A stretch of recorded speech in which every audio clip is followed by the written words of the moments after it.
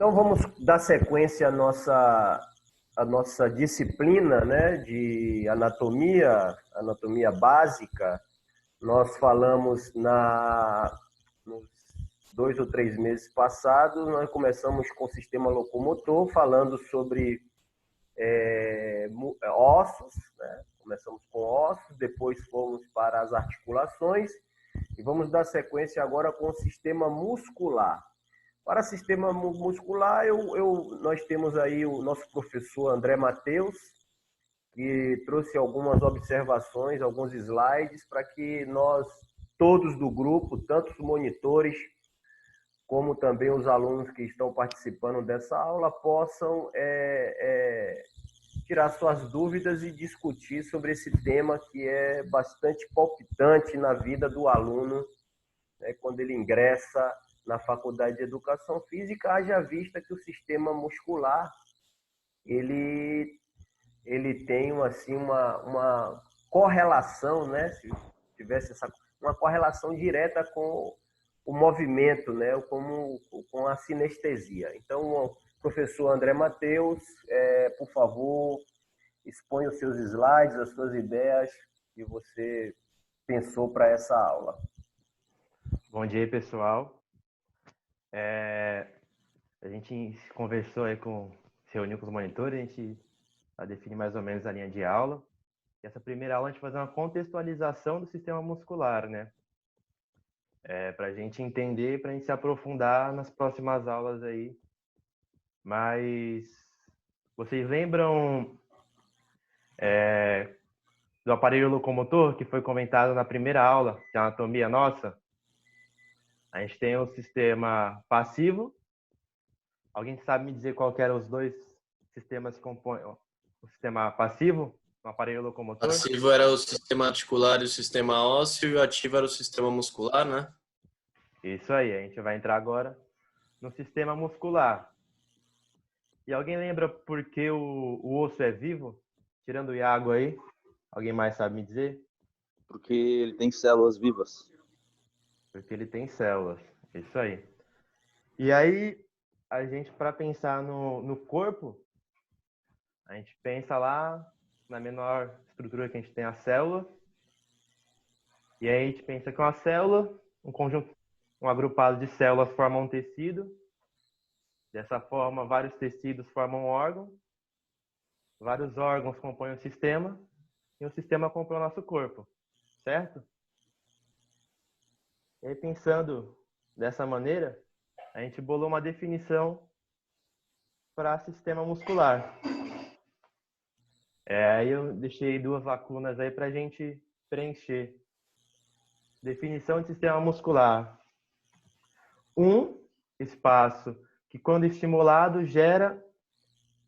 E aí alguém sabe me dizer uma palavra dessas que eu falei que se encaixe nessa primeira lacuna?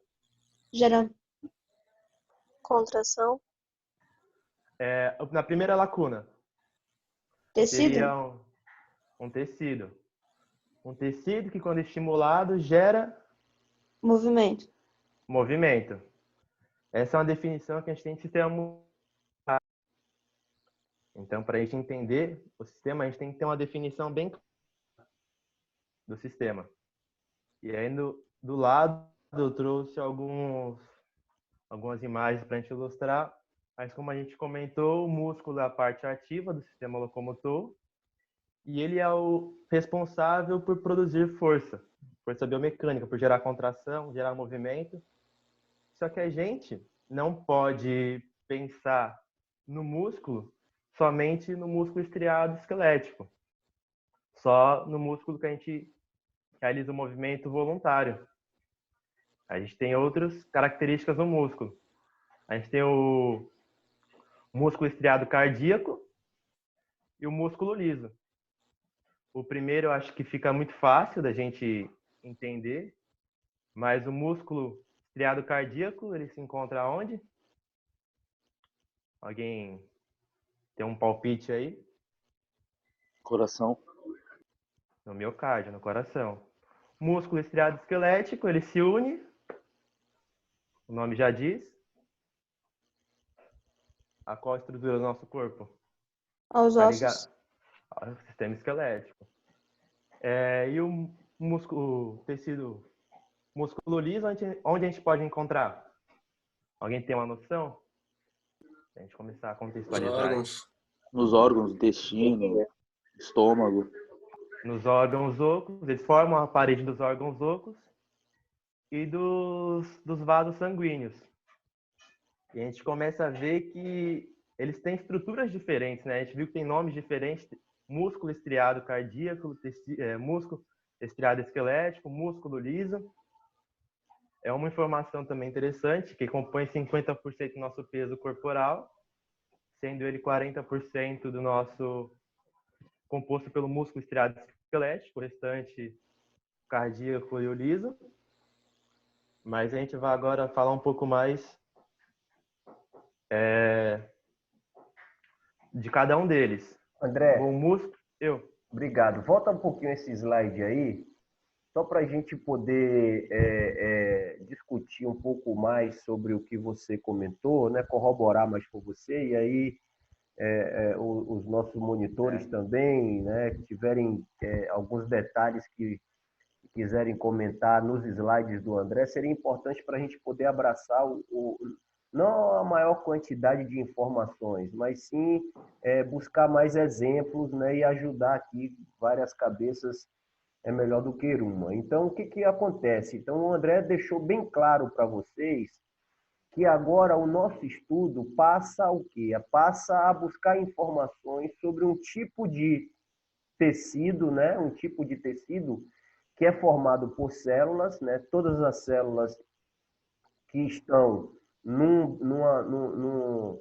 em um corpo, em um tecido biológico, né? Se está exercendo as suas funções, ele está vivo. Então, ele é vivo porque ele é formado por células. Muito bem. E esse emaranhado de tecidos vai formar um órgão, um sistema, né? Como o André comentou.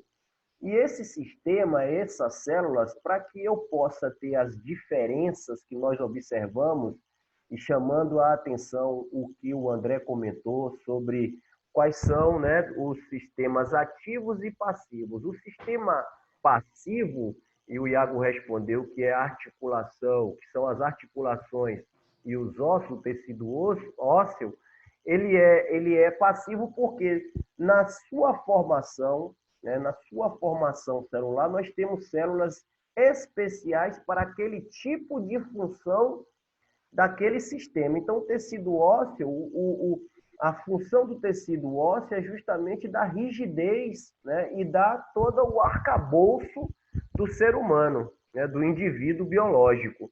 A mesma coisa são as articulações. Nós observamos que existem células diferentes que formam, né, os diversos tipos de articulação. Agora nós vamos estudar, né, no sistema locomotor, aquilo que é ativo, né, aquilo que produz a força. E que para esse tecido possa produzir força, ele precisa de tipos de células diferentes. Então, por isso que eu começo a perceber que eu tenho diferenças entre esses sistemas. E é por isso que eu começo a perceber o porquê que um é ativo e o outro é passivo. E nós vamos discutir mais para frente justamente o que? Existem estruturas presentes na célula muscular, na fibra muscular, né, André? Que agora nós vamos começar a falar de fibra muscular, que é justamente a célula muscular, que não tem, né, características do tecido ósseo e nem no tecido das cartilagens e das articulações. Então, por isso que esse sistema ele tem a capacidade de produzir força. Ele produz força por quê? Porque na formação desse tecido, do tecido muscular, eu tenho células que nós chamamos de fibra muscular, que tem uma propriedade de contrair e relaxar e com isso produzir a força. André vai falar um pouquinho mais para frente sobre isso. E mais ainda, né, tocar aqui no detalhe, quando nós falamos de músculo, geralmente nós pensamos no quê? Na carne propriamente dita, né? Na nossa carne, na carne que nós comemos, na carne que compõe o nosso corpo, que são os músculos, e esquecemos, né, e muitas das vezes a falta de conhecimento, né, a gente perde essa relação do músculo com outros dois sistemas, que é o sistema muscular liso, que não deixa de ser um sistema. Mais para frente na vida profissional de vocês, muitos vão estudar estruturas presentes no tecido muscular de vida própria. E quando eu falo vida própria, ela mesmo, né, consegue exercer a sua função sem precisar do sistema nervoso voluntário, né, que geralmente é involuntário, e o tecido cardíaco. Então, quando eu pensar em músculo agora, vocês, né, estudantes de educação física, quando comentar de músculo, músculo é um sistema. Né? Nós temos aí o sistema muscular esquelético, que é o que mais, né, assemelha, o que mais fica visível para a gente sobre os músculos, mas nós temos também o coração e nós temos também a musculatura lisa, que estão presentes geralmente nos órgãos ocos, intestino, bexiga, vasos sanguíneos e outras coisas mais. Se tiverem dúvida, podem perguntar. Alguém quer falar alguma coisa? André está com a palavra. Alguém? Alguma complemento que o professor falou? Bom, como o professor comentou, a fibra muscular, que é a célula do nosso sistema muscular. E como a gente viu, são 3 tipos diferentes e cada fibra muscular, em cada tecido, ela apresenta particularidades. A gente vai entrar agora em cada um desses tecidos, de cada um desses diferente. E o primeiro dele é o músculo estriado cardíaco. Bom, o músculo estriado cardíaco, como vocês comentaram no primeiro comentário aí, eu perguntei, formam o coração, é um tecido que forma as paredes do miocárdio. Como a gente bem viu, a gente não pode controlar, ele é involuntário. Então a gente já começa a ver que existem músculos voluntários, tecido que é o estriado esquelético, e tem involuntários, que a gente não tem a capacidade de controlar por vontade própria. E aí ele apresenta diferenças quando a gente trata de fibra muscular, que seria a célula desse músculo. Bom, aqui na imagem, vocês podem ver na imagem embaixo, apresenta algumas fibras musculares cardíacas, ou cardiomiócitos. Se acharem na literatura aí, quando forem pesquisar, quando vocês forem ler, vocês conseguem identificar aqui embaixo as fibras musculares cardíacas? Todo mundo consegue enxergar aí? Tá visível? Deixa um joinha aí para mim poder ter uma noção. Sim. Sim? Então, cada fibra muscular ela tem uma diferença de um tecido para outro, de um músculo para outro, de acordo com as suas características. E quando a gente pensa no cardiomiócito, na fibra muscular cardíaca, ela apresenta um núcleo central. Ela tem anastomose, para quem não sabe, ela se liga uma à outra. Então, ela possui ramificações. E ela se une uma à outra. Se você reparar bem, o ponto mais escuro seria o núcleo, mas quando você olha com um pouco mais de atenção, dá para ver que tem um risco mais escuro que une uma fibra a outra. Essa estrutura são os discos intercalares. Bom, os discos intercalares ele auxiliam no tipo de contração. Vocês vão ver que cada tecido muscular ele tem um tipo de contração diferente. Cada um tem a sua particularidade, assim como ele é composto. Ele possui a contração rápida, ou seja, se o coração bater, se o coração contrair e relaxar, sístole e diástole. Então, a contração rápida, pensou se fosse uma contração lenta? Até expulsar o sangue, não ia ter muito sentido. E é rítmico, ou seja, ele tem aquele ritmo constante. E aí os discos intercalares, eles fazem com que quando tem o impulso...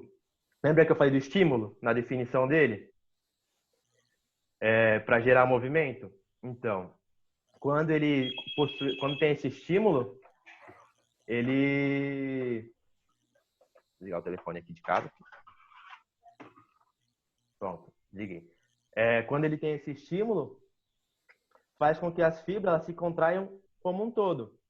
Ou seja, não vai estar o estímulo para uma, depois na outra, depois na outra. Ele precisa com que a contração seja rápida e rítmica. Ou seja, fazer uma contração de uma forma única. De uma maneira só. Ele é involuntário, como eu falei. E essas são as características do músculo estriado cardíaco. Da fibra cardíaca. Posso comentar? Fica à vontade, mestre. Alguém quer comentar alguma coisa? Quer trazer algum detalhe sobre isso? Professor, não entendi muito bem para que serve os discos intercalares. Então, antes do André responder, ou algum dos meninos que quiserem responderem, ajudar o professor André a gente discutir mais isso, deixar bem claro para vocês o porquê que nós, quando pensamos no músculo, na nossa carne, na verdade, nós interagimos com as nomenclaturas, né, da anatomia muscular esquelética. Por quê? Porque é voluntário. Então, o que é um fator voluntário, pessoal? Alguém pode me responder o que é um fator voluntário? Um voluntariado? É quando você pensa na contração, você é voluntário, né? Você quer contrair, no caso. Quando você comanda, né? Você tem o quê? Você consegue exercer o seu comando. Você pensa naquilo que você quer fazer e você comanda aquela estrutura para que ela possa exercer a sua função. Então, o músculo esquelético, ele é voluntário. Então, quando eu começo a pensar nas diferenças desses tipos de músculos, né, que foi comentado, né, o músculo esquelético estriado, o músculo estriado cardíaco e a musculatura lisa, o primeiro detalhe que eu tenho que pensar é o músculo esquelético estriado, ele é voluntário. Por que ele é voluntário? Porque eu consigo comandar. Agora mesmo eu pedi o RA do Luiz. Então eu pensei, mandei mensagem para minha musculatura esquelética que está linkada aos ossos e às articulações, e assim, através do meu sistema nervoso central, o meu cérebro, né, eu consegui anotar aqui o RA do Luiz para passar a nota dele, né, 177.528. Né? Então, é voluntário, eu consigo comandar. Os outros dois, o cardíaco e o liso, eu não consigo comandar. Eu tenho o sistema nervoso, ele faz todo o controle, as interatividades, só que eu não consigo comandar para que ele exerça aquilo que eu quero. Então, um exemplo que eu costumo dar, e os meus monitores já sabem, né? Então, se eu sou apaixonado por um menino ou por uma menina dentro da sala de aula, né? Então eu chego e vejo todo dia aquela menina lá. Todo dia eu vejo Bruna Ló, aquela carequinha linda, e falo, caramba, Bruna Ló é um loiro, careca, barbudo, malhado, forte, né? E aí toda vez que eu chego para falar com o Bruna Ló, meu coração dispara. E aí eu não consigo, né, falar para o Aló. Eu não consigo dividir, né, esse meu sentimento com o Aló. Por quê? Porque minha frequência cardíaca aumenta, eu sinto aquela batedeira no coração e aí eu acabo ficando nervoso e não consigo falar para o Aló. Pô, Aló, sou doido para passar a mão na sua careca aí em cima, ó parceirão, né? E aí eu não consigo fazer isso. Por quê? Porque a frequência cardíaca ela aumentou demais. E muitas das vezes eu fico, caramba, a frequência cardíaca diminui, me tira essa batedeira do coração, esse nervosismo, e eu não consigo. Eu não consigo diminuir a frequência cardíaca. Então, essa é um involuntariado, é o que o André comentou aqui, ele é involuntário, eu não comando. Esse músculo que está presente no coração, ele vai contrair e relaxar para expulsar sangue e receber sangue, né? E a velocidade dele e a força dele eu não consigo comandar. Um outro músculo que mais para frente que o André vai comentar é justamente a musculatura lisa, que também é involuntária. Então, muitas das vezes, quando eu estou nervoso, né, cheguei na sala lá e encontrei, né, lá o Aló, aí eu chego, poxa, me dá logo vontade de ir no banheiro, eu fico nervoso, né, e me dá vontade de ir no banheiro. O que acontece? Tem movimentos peristálticos no meu intestino, no meu estômago, que justamente serve para poder misturar mais os alimentos, justamente para quebrar, né, todas as partes físicas do alimento. E quem comanda isso é o sistema nervoso, só que de maneira involuntária. Eu não consigo, né, fazer com que esses movimentos peristálticos, essas contrações, né, que acontecem na musculatura lisa, diminua. Então, o voluntariado ele está presente na musculatura esquelética, estriada esquelética, e o involuntário na musculatura estriada cardíaca e na musculatura lisa, que não pode ser estriada. Quando o Luiz pergunta sobre os discos intercalares, né? Discos intercalares, o que acontece, Luiz? O coração ele precisa bater como um todo. Para poder expulsar sangue, né? Ele precisa expulsar esse sangue como um todo. Não é igual a musculatura esquelética, que eu consigo levantar a mão direita e levantar a mão esquerda e abaixar a mão direita. Ou então eu consigo sair da cadeira. No coração, não. É uma frequência só, como o André falou, rítmica e rápida. Então, o que faz com que essa musculatura se contraia como um todo? Né? Essa musculatura cardíaca se contraia para expulsar sangue e relaxe para receber o sangue. É justamente essas conexões de fibras. Então, eu tenho aí, né, essas células, todas as células que formam o coração, com conectividade entre as fibras, entre essas células. Aí o que vai acontecer? Quando uma é estimulada, todas as outras, no mesmo momento, se contraem. Então, por isso que o coração ele bate como um todo, diferentemente da musculatura esquelética, que eu consigo, né, fazer um movimento de flexão no meu braço esquerdo e extensão no meu braço direito. Então, para que vocês possam começarem a perceber algumas diferenças, né, entre esses três tipos de músculos. Alguém quer contribuir? Quer falar alguma coisa? Só acrescentando o que o professor falou, elas se contraem como um todo, no disco intercalar, mas elas são ligadas umas às outras. Então, uma fibra, cada uma aleatória num canto, elas são unidas. Por isso tem a nomenclatura anastomose, que é um pouco mais rebuscada. Mas é a união das fibras musculares. Todo mundo compreendeu essa parte? Eu vou passar para o músculo liso, mas depois eu volto para o músculo estriado cardíaco para a gente fazer uma comparação aqui interessante. Na questão da musculatura lisa, ela forma a parede dos órgãos e dos vasos, dos órgãos ocos e dos vasos. E aí, diferentemente do coração, que é contração rápida e rítmica, a gente acha em alguns livros que ela tem uma contração lenta devido ao seu formato, que é um formato difuso, um formato fusiforme, e alguns livros dizem que até a menor quantidade de proteínas contráteis, que a gente vai falar no final, mas é a actina, a miosina, troponina e tropomiosina. Então, vocês já começam a ver uma diferença de uma para a outra. A função do músculo estriado cardíaco é expulsar o sangue do coração. E aqui a gente já começa a ver a musculatura lisa, que ela forma a parede dos vasos, ou seja, ela faz uma vasoconstrição, uma vasodilatação, que é a diminuição da luz do vaso. E aí imagina que fosse uma contração rápida.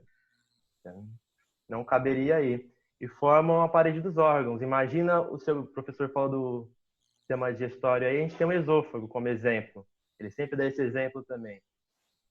Já pensou, a gente vai, engole o alimento, e aí a contração rápida, em todo o seu trato digestório, você não vai conseguir absorver os nutrientes necessários. Por isso que ela tem a sua contração lenta.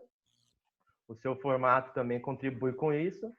Diferentemente do miocárdio, que ele contrai como um todo, ele vai se contraindo, amassando, no caso, o alimento aí, para ele descer no seu trato digestório. É uma observação que eu queria trazer para vocês aí, quando a gente lê o nome, músculo liso, a gente volta aqui, músculo estriado cardíaco, vocês notaram uma diferença de nomenclatura aí? Alguém responde? Uma palavra que tem a mais, que não tem no outro? Estriado. Alunos? Estriado. E esse estriado, ele está relacionado à disposição das fibras.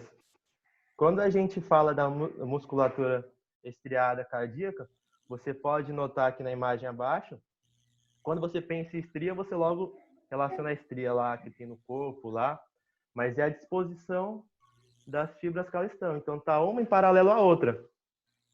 Uma com a outra. Seria, imagina aqui, ó, estrias, os meus dedos, uma em paralelo à outra. Quando a gente vai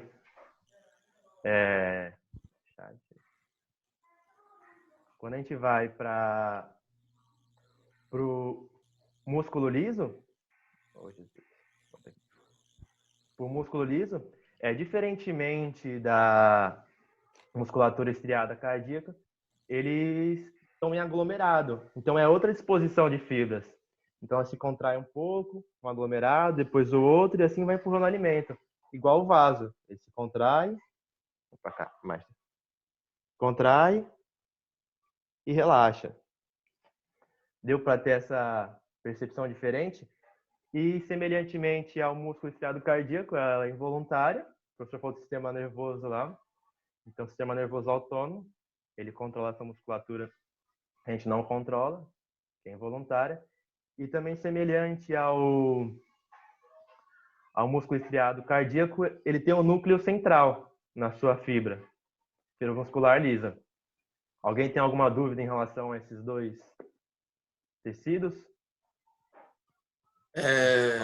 Eu ia perguntar se esse formato que o músculo liso tem serve também para isso, para o intestino, para o vaso, fazer aquela contração que vai seguindo. Tipo, em vez de, ele contrai, relaxa, aí contrai na frente, relaxa, para ir empurrando. O professor sempre fala isso, o nosso corpo é inteligente, né? Então, ele vai desenvolvendo particularidades de acordo com a sua necessidade. E é justamente dessa maneira. O professor dá o livro aí sempre comenta em relação a isso. Nosso corpo é muito inteligente. Então, ele vai se adaptando, vai transformando de acordo com a necessidade. É justamente dessa necessidade, da contração lenta. Tanto que as proteínas contráteis, a gente vai ver, elas estão dispostas de forma diferente. Não mais em estrias, mas para a célula ela contrair de uma maneira diferente. Alguém algo a acrescentar? Professor, tá sem o áudio aí. Ali, pegando o que o Iago e o André comentou aí, né, que vocês comentaram, olha só a relação entre eles, né? Um é voluntário, os outros dois são involuntários. Voluntário, o André vai comentar um pouquinho mais, né? Sistema estriado, músculo estriado esquelético, músculo estriado liso, ou músculo estriado cardíaco, músculo liso. Os involuntários, qual é a característica básica para isso tudo que o André falou, né? Primeiramente, discos intercalares para poder fazer com que esse coração bata por completo. Segundo, músculo liso. A contração e relaxamento se dá pelo aumento do raio ou diminuição do raio daquele órgão que foi formado pelo tecido. E aí, olha que coisa brilhante, né, da formação do homem. Um Os outros dois dão base para que a musculatura esquelética, e isso aí nós vamos viajar mais nessa aula, né, trazendo essas informações do André, dão base para que o sistema muscular esquelético estriado possa exercer sua função de força. Então vamos dar um exemplo, né? Vamos trazer para o atletismo. Numa corrida de maratona, qual é o metabolismo? Qual é o tipo de via metabólica? Aeróbia. Aeróbia. Então, se a via é metabolismo aeróbio, o que vai acontecer? Eu tenho maior volume e menos intensidade, não é isso? Certo? Ô, professor, o áudio. Maior volume de oxigênio? Eu tenho maior volume de distância Tempo, né? e menor Tá. intensidade, não é isso? Isso. Qual é o substrato energético que mais se utiliza? A gordura. Oxigênio. A Gordura. gordura. A gordura. O oxigênio faz parte justamente para fornecer os ATPs através lá do ciclo de Krebs. Isso aí vocês vão aprender mais para frente. Mas o oxigênio é só um moderador para a liberação desse mediador químico. Lembra, o ATP é um mediador químico, né? Então, só um moderador disso aí. Então, eu não preciso de quê? Eu preciso de uma fonte rica nesse substrato. O que o coração faz? Ele não precisa bater com muita força. Ele bate de maneira cíclica, né? Ele vai aumentar a frequência cardíaca, ele vai aumentar a quantidade de sangue para essa musculatura. E o vaso sanguíneo, que é composto pelo sistema liso, o que vai fazer? Se aquela musculatura precisa de mais sangue, o que precisa? Precisa aumentar, né, o raio da mangueira. Vamos dar um exemplo como se fosse uma mangueira. Eu preciso de mais água saindo nessa mangueira. Então, o que a musculatura? A frequência cardíaca vai aumentar sem eu comandar, porque eu não estou comandando, eu estou relacionando com o esforço que eu estou fazendo na minha musculatura. E mais ainda, já que eu aumentei a quantidade de sangue através da frequência cardíaca, do batimento cardíaco, eu preciso agora aumentar o vaso sanguíneo para poder passar mais água, passar mais sangue para aquela musculatura. Então, eu já começo a observar a interatividade do sistema cardiovascular com o sistema liso. Se eu pensar em alta intensidade e menor volume, eu vou para qual metabolismo? Anaeróbio. Anaeróbio. Pode ser lático, pode ser alático. E aí o que acontece? Eu preciso de uma quantidade de sangue exacerbada para essa musculatura? Não. Por que não, Iago? Porque você não vai precisar desse oxigênio, você vai usar o glicogênio ou a creatina. Muito bem, aí o corpo vai moderar de outra maneira, vai primeiramente utilizar, e aí eu já começo a compreender aqueles estágios de intensidade com o meu organismo funcionando. Então, se eu for fazer uma corrida de 100 metros rasos no primeiro momento, eu não tenho uma necessidade de aumentar aporte de fluxo sanguíneo para a musculatura no começo. Não preciso disso, porque eu estou utilizando as reservas e a fonte energética que está na minha musculatura. Qual é a fonte energética? É o glicogênio e a creatina. Muito bem, o glicogênio e a creatina. A partir do momento que eu depleto isso aí e diminuo a minha intensidade de esforço, porque eu não vou conseguir manter isso por muito tempo, aí eu começo a ter essa interatividade do involuntário com o voluntário. O involuntário começa a aumentar mais a frequência cardíaca, se transformar em movimentos cíclicos, o vaso começa a aumentar porque eu estou entrando em outra via energética. Então, uma coisa puxando a outra, e nós, professores de educação física, a partir do momento que observamos essas estruturas, começamos a trabalhar em reabilitação cardíaca, em doenças crônicas degenerativas. Por quê? Porque eu posso, através do movimento voluntário, exercer condições de tratamento, de reabilitação nesses sistemas involuntários, que é o coração e o sistema dos vasos sanguíneos. Exemplo, hipertensão arterial, eu cuido com exercício físico. Problemas de arritmia cardíaca, insuficiência cardíaca, eu cuido com o exercício físico. Então, por isso que nós estudamos anatomia. Iago, você ia falar alguma coisa? André, pode puxar a aula quando você quiser, tá bom? Eu estou só trazendo essas informações. Só tirar uma dúvida rápida. A Mari tinha falado em uma aula de atletismo sobre maratonista que usava durante quase toda a prova de maratona o glicogênio. Você tem como aumentar esse estoque de glicogênio no corpo? Ele aumenta conforme a pessoa treina e tudo? Ah, tá, beleza. O treinamento sistematizado, né? O treinamento pro. Quando eu falo treinamento, são várias sessões de exercício físico. Você tem adaptações musculares, adaptações neuromusculares, adaptações endócrinas.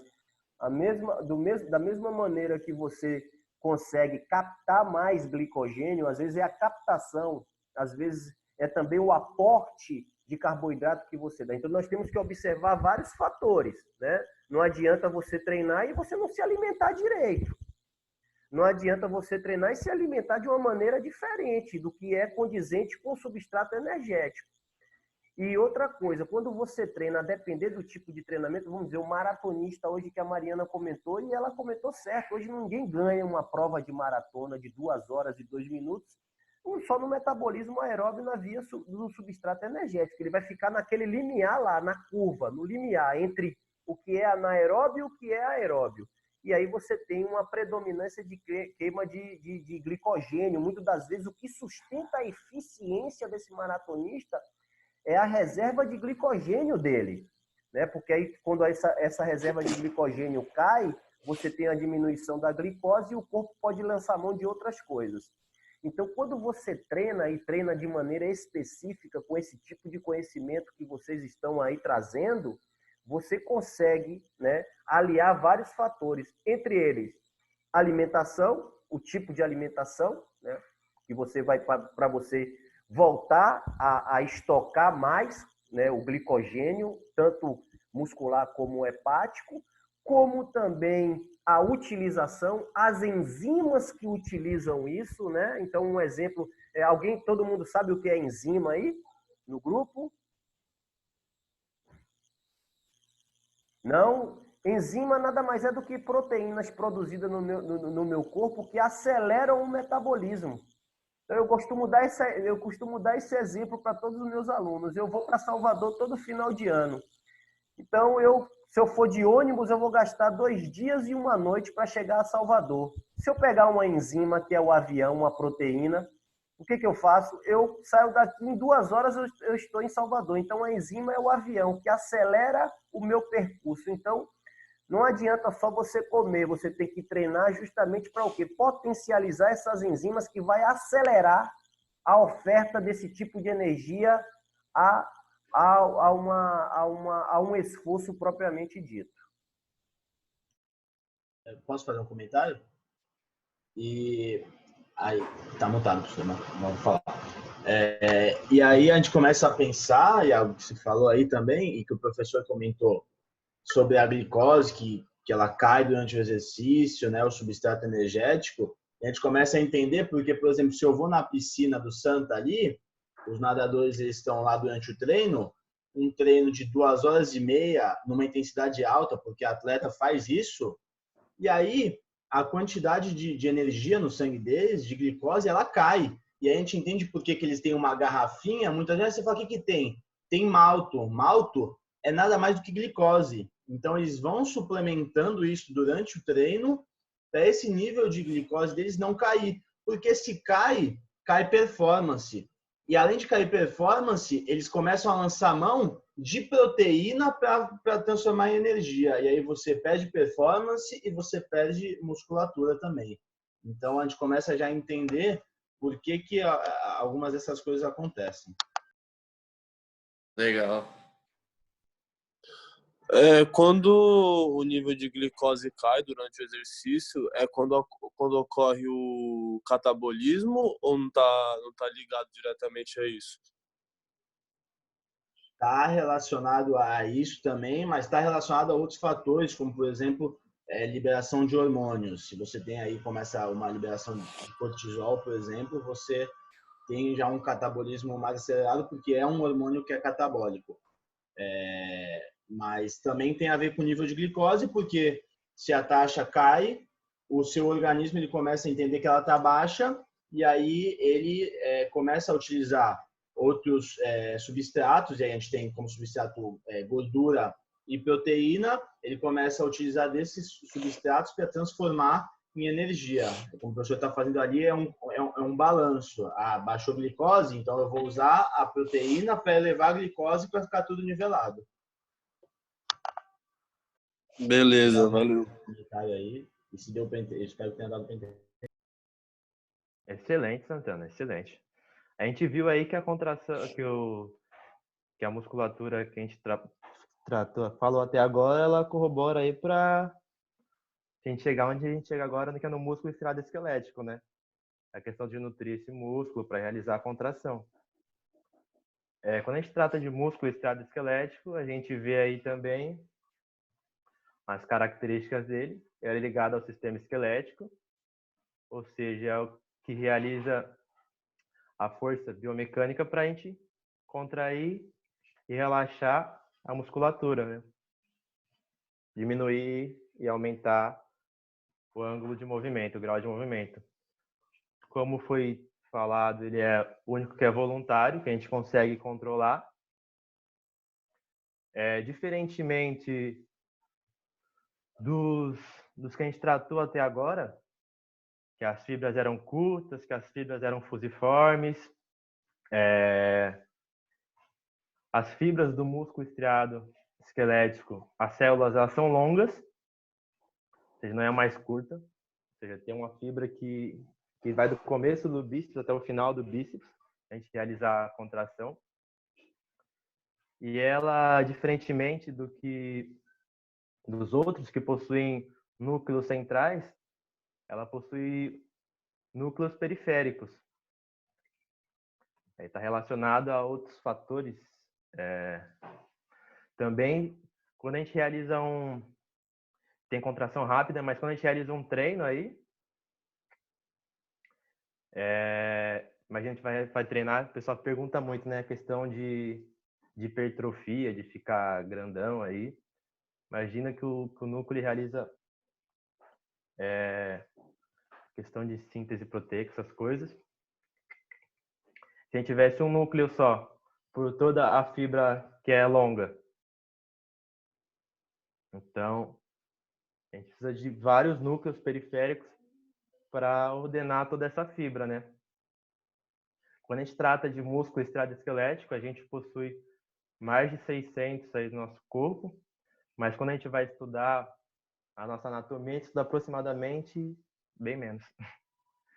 A gente vai ver a parte prática, a gente vê bem menos músculos aí.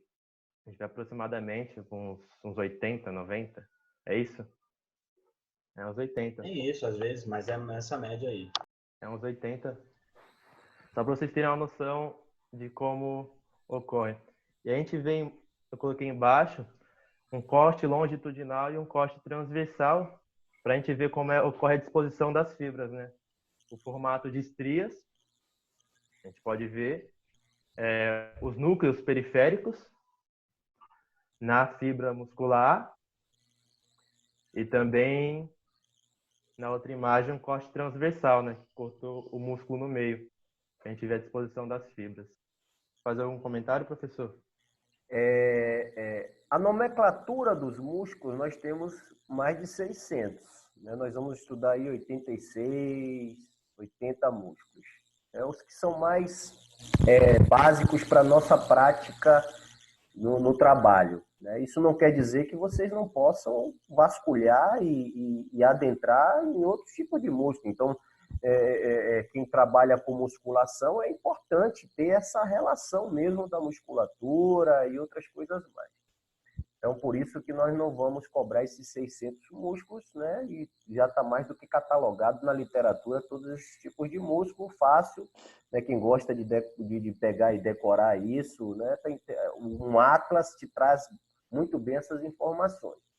O que é importante deixar claro na musculatura estriada esquelética, nessa quantidade de núcleos e essas células alongadas, é justamente pela característica dela. Né? Qual é a característica dela? Produzir força. Para produzir força, né? Força de hipertrofia, força de resistência, né? Força de potência, eu preciso de um alto poder metabólico. Nós estamos falando de 3 características de metabolismo: aeróbio, anaeróbio, lático e alático, né? Toda essa relação de queima de glicose, de catabolismo, de utilização dos aminoácidos, então, tudo isso aí eu preciso de quê? De uma célula que seja muito o quê? Metabólica. E para que ela possa ser metabólica, né, e um poder como é que faz quando você quebra ela? De reestruturar, né, reestruturação dessas fibras, eu preciso de muitos núcleos, porque é através do núcleo que eu tenho uma informação de como aquela fibra funciona, se for um tipo de fibra vermelha, um tipo de fibra branca. Então, eu preciso dessa quantidade de núcleos justamente para interagir, né, nessas mensagens aí. Então, o que fica nessa aula? Que eu acho que... André, o que fica nessa aula? Que quando hoje se falar de músculo, eu tenho que entender que eu tenho 3 tipos de músculo e que esses 3 tipos de músculo são diferentes entre si. São diferentes entre si. Uma é voluntária, as outras 2 são involuntárias, e eu tenho células que também têm a mesma função de contrair e relaxar, só que essas células têm características também diferentes, justamente para poder fazer com que esses 3 tipos funcionem de maneira independente, mas ao mesmo tempo colaborando com o funcionamento de cada um deles quando eu estiver fazendo exercício físico ou quando eu estou em uma situação de repouso. Então, André, quer finalizar? Eu acho que por hoje esses 3 tópicos foi bem colocado para eles poderem estudar e entender essas 3 diferenças. Eu vou passar só mais 2 slides. O primeiro só para falar das fibras, das proteínas contráteis, só para passar a nomenclatura mesmo. Depois a gente vai abordar na próxima aula. Uma pergunta aí que ficou, quando falou que ia falar de músculo, bombou no WhatsApp, todo mundo perguntando o que é hipertrofia, né? Recebi umas 30 perguntas. André, o que é hipertrofia? André, o que é hipertrofia? Como é que faz hipertrofia? O pessoal mandando mensagem. E aí, espero que na aula a gente vai poder discutir isso. Queria mostrar aqui para vocês na imagem abaixo as proteínas contráteis que a gente comentou durante a aula. Então, a gente tem 4 principais que a gente trata aí. A quitina, miosina, troponina e tropomiosina. Então, gravem. Aprenda esses 4 nomes aí, a quitina, miosina, troponina e tropomiosina.